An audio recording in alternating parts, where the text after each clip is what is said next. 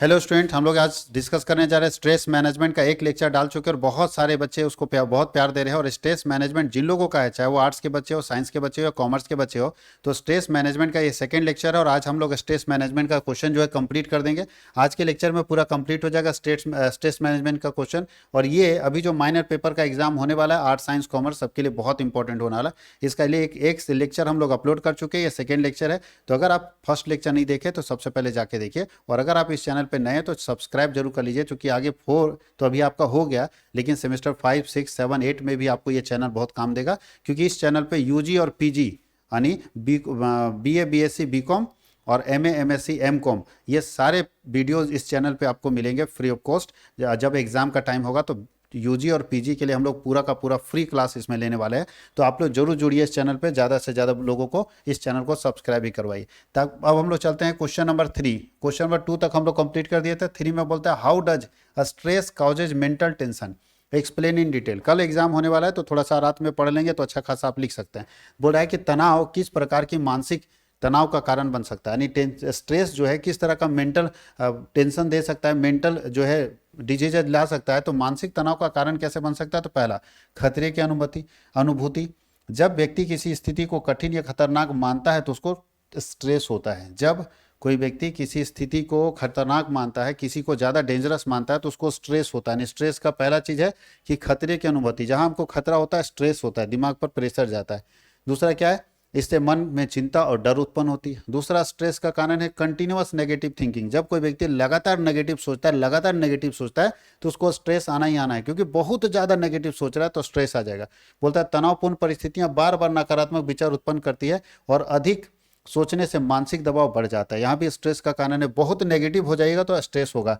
Emotional disturbance, भावनात्मक असंतुलन। अगर किसी व्यक्ति में तनाव का एक बहुत बड़ा कारण है चिंता, क्रोध, उदासी, ये सब अगर आपके अंदर आ गया तो भाई आप स्ट्रेस में चले जाओगे। आप स्ट्रेस में, ये भावनाएं मानसिक शांति को भंग कर देती है, दिमाग जो शांत है उसको भंग कर देती है।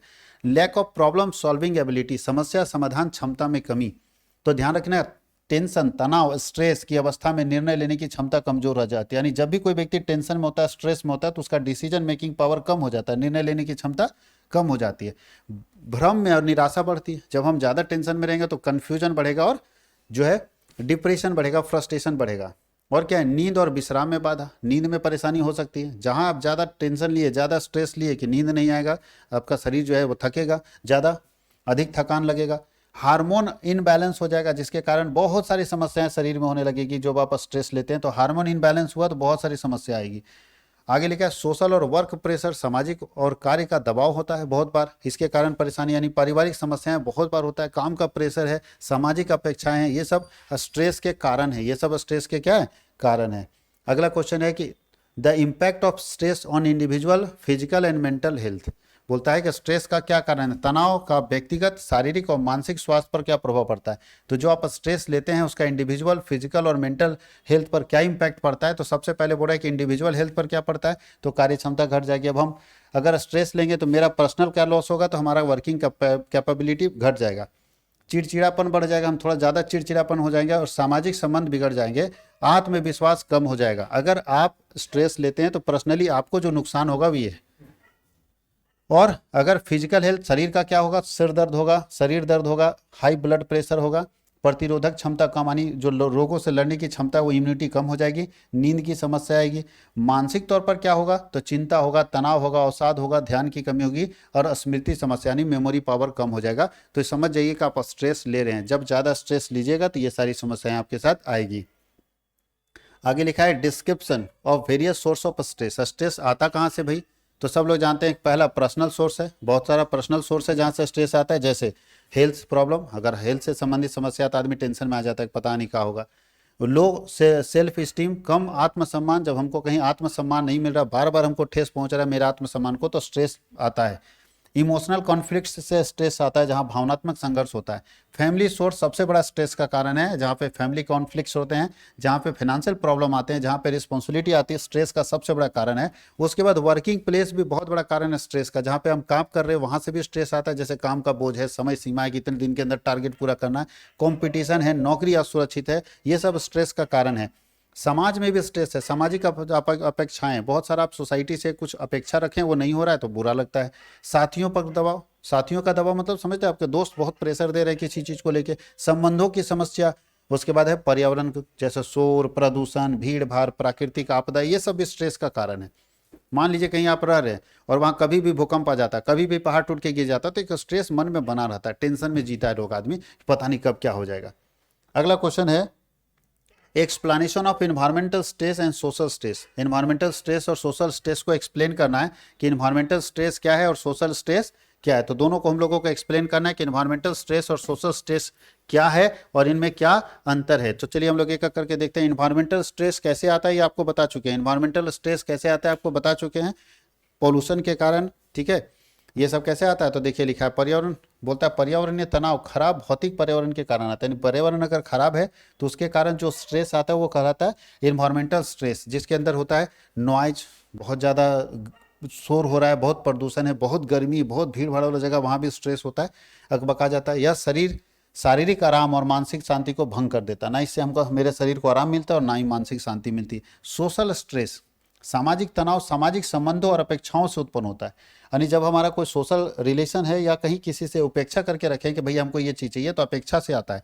जैसे साथी दबाव बना रहे, पारिवारिक संघर्ष हो रहा है, भूमिका बोझ, मतलब जो हमारा रोल है वो बहुत ज़्यादा बोझिल हो जाए, तो ये सब स्ट्रेस का कारण है। लिखा है clearly differentiate between physical and psychological stress. ध्यान रखिएगा, फिजिकल स्ट्रेस आपके शरीर को कमजोर करता है, साइकोलॉजिकल स्ट्रेस जो है दिमाग को कमजोर करता है। फिजिकल स्ट्रेस शरीर को कमजोर करता है और साइकोलॉजिकल स्ट्रेस दिमाग को कमजोर करता है। बोलता है फिजिकल स्ट्रेस में बोलता है cause by physical factor like illness, injury, fatigue, बीमारी, चोट, थकान जैसे शारीरिक कारणों के कारण जो स्ट्रेस आता है, it is known as physical stress. और बोलता है साइकोलॉजिकल स्ट्रेस क्या होता है तो बोलता है कि caused bye mental emotional factors जैसे फियर, वर्री, कॉन्फ्लिक्ट, चिंता, डर, संघर्ष, ये सब मानसिक कारणों को जन्म देती है। इसका बोलता है शरीर को सीधे प्रभावित करता है। ये फिजिकल स्ट्रेस जो है वो सबसे ज़्यादा डैमेज करता है बॉडी को, मेंटल धीरे धीरे, दिमाग जब डैमेज होगा तो शरीर धीरे धीरे डैमेज होगा। आगे लिखा है कि so physical symptoms like pain होना, वीकनेस होना, ये सब शुरू हो जाएगा और यहाँ पे थोड़ा सा चिड़चिड़ापन हो जाएगा, चिंता हो जाएगी, जल्दी गुस्सा आ जाएगा, ये सब जो हमारे स्ट्रेस के कारण है। कोई दिक्कत है? रिड्यूस फिजिकल एनर्जी, अगर इससे क्या होगा, फिजिकल स्ट्रेस से हमारा फिजिकल एनर्जी कम हो जाएगा, यानी काम करने की क्षमता, मन ही नहीं करेगा कोई काम करने का। और ये रिड्यूस करता है मेंटल पीस, दिमाग शांत हो, इसको रिड्यूस कर देता है। अगले क्वेश्चन में discussion the major aspect of stress in modern life. अभी के समय में कौन कौन से एस्पेक्ट है जहां से आधुनिक जीवन में तनाव के प्रमुख पहलू पर चर्चा करें। तो पहला पहलू है बाबू कार्य और करियर का प्रेशर। सबसे पहला प्रेशर है वर्क एंड करियर प्रेशर, सबके साथ ही है, जिसमें अधिक काम, समय सीमा, मतलब बहुत ज़्यादा काम मिल गया, टाइम लिमिटेशन है, टारगेट है पूरा करना और कंपटीशन है। एक सबसे बड़ा स्ट्रेस का कारण आज सबसे ज़्यादा बड़े शहरों में इस चीज़ का भी है कि भैया वर्क प्रेशर है। दूसरा एकेडमिक स्ट्रेस है, शिक्षा का, जो आप लोगों के साथ परीक्षा है, बहुत सारी अपेक्षा है सर फैमिली की है कि मेरा बच्चा 80% करेगा, सफलता का डर है, कहीं फेल हो गए तो क्या होगा, स्ट्रेस है। फिनेंशियल स्ट्रेस बहुत लोगों को है, बहुत ज़्यादा खर्च बढ़ रहा है, कैसे कमाएंगे, नौकरी असुरक्षित है, ये सब को लेके भी फिनेंशियल स्ट्रेस होता है। फैमिली रिलेशनशिप स्ट्रेस सबसे ज़्यादा, ये भी स्ट्रेस का कारण है कि किसी की पत्नी भाग जाती है, किसी का क्या हो जाता है, ये भी समस्या है। सोशल स्ट्रेस, सामाजिक तुलना और साथी बनाना, नहीं समाज में हमारा कोई साथी नहीं बन रहा है, समाज में हमारा किसी से तुलना करना बहुत मुश्किल हो रहा है, हम सबसे नीचे तबके के व्यक्ति हैं, तो सोशल स्ट्रेस भी सबके साथ होता है, सामाजिक जिसको हम लोग बोलते हैं तनाव।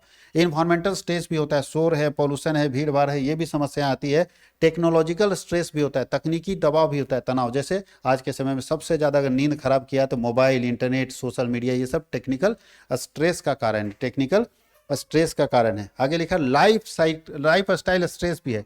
बहुत बार हम ऐसा कि गलत समय पर सोते हैं, ज़्यादा सोते हैं या कम सोते हैं, गलत टाइम में खाते हैं, सही समय पर आहार नहीं करें, गलत खाना खा रहे हैं, ये भी मेरा स्ट्रेस का कारण है, उसके कारण भी चिड़चिड़ापन ये सब हमारे अंदर आ जाता है। अगला क्वेश्चन है बाबू लोग, various psychological method to reduce the effect of stress. तनाव के प्रभाव को कम करने के लिए क्या करना चाहिए, कौन सा साइकोलॉजिकल मेजर्स हमारे पास है। तो भैया अगर आप चाहते हैं स्ट्रेस कम स्ट्रेस हो तो सबसे पहला आपको करना होगा पॉजिटिव थिंकिंग, सही पॉजिटिव सोचना शुरू कर दो, स्ट्रेस कम हो जाएगा। दूसरा रिलैक्सेशन टेक्निक, अपने शरीर को रिलैक्स दो, गहरी सांस लो, नींद प्रॉपर लो, रिलैक्स दो। और मेडिटेशन एंड माइंडफुलनेस जो बहुत ज़्यादा है, मेडिटेशन करो, ध्यान केंद्रित करो और माइंड को एकदम शांत रख दो कुछ देर के लिए। कॉग्निटिव रिस्ट्रक्चरिंग करो, संज्ञानात्मक पुनर्गठन करो, जैसे अव्यवहारिक सोच को बदलना, जो इरिलीवेंट थिंकिंग है उसको चेंज करो। प्रॉब्लम सॉल्विंग स्किल डेवलप करो कि जो भी समस्या है उस समस्या का समाधान करेंगे, अकबकाएंगे नहीं। टाइम मैनेजमेंट करो, काम की योजना बनाकर काम का दबाव कम किया जा सकता है। और इमोशनल एक्सप्रेशन, भावनात्मक, बोलता है कि दूसरे अगर कोई फीलिंग्स अंदर है तो दूसरे से शेयर करो, इससे आपका जो है स्ट्रेस कम होता है। इसलिए देखिए अगर कोई आदमी दुखी होता है तो दुख शेयर करता है, दुख बांटा जाता है। सेल्फ कंट्रोल एंड मोटिवेशन, आप अपने ऊपर कंट्रोल करो और मोटिवेटेड रहो, तब आपको स्ट्रेस नहीं आएगा।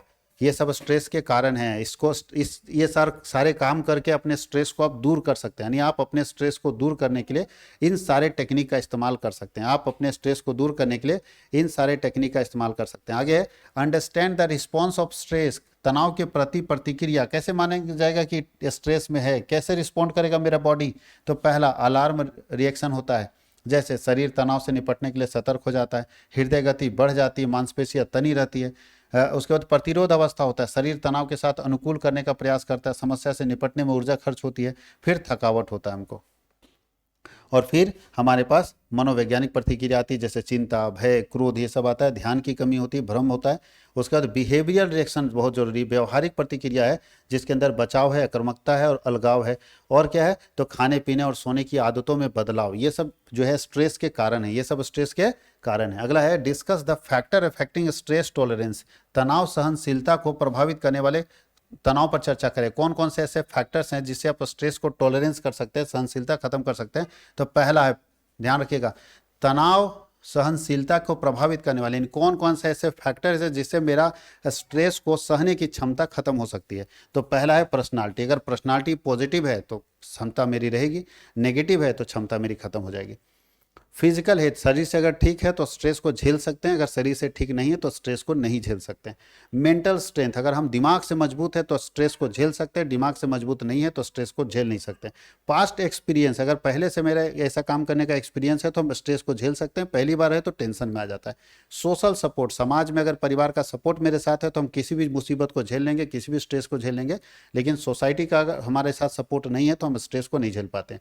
कॉपिंग स्किल, मुकाबला करना सबसे इंपॉर्टेंट है। कोई प्रॉब्लम है फेस करो, कोई भी प्रॉब्लम है फेस करो। कॉपिंग स्किल बहुत जरूरी है। लाइफ स्टाइल आपका बहुत जरूरी है, सही नींद लीजिए, आराम कीजिए, व्यायाम कीजिए, इससे आपका क्या होगा, जो स्ट्रेस है वो कम होगा। और सेल्फ कंसेप्ट, आप कोशिश कीजिए कि हम ऐसा काम करें जो हमको अच्छा लगे, हम ऐसा काम करें जो हमको अच्छा लगे, ये बहुत इंपॉर्टेंट है। इसको बोलते हैं सेल्फ कंसेप्ट डेवलप कीजिए। उच्च आत्मसम्मान तनाव का सामना करने में आत्मविश्वास बढ़ाता है और आत्मविश्वास से सम्मान का सामना करने में मदद करता है।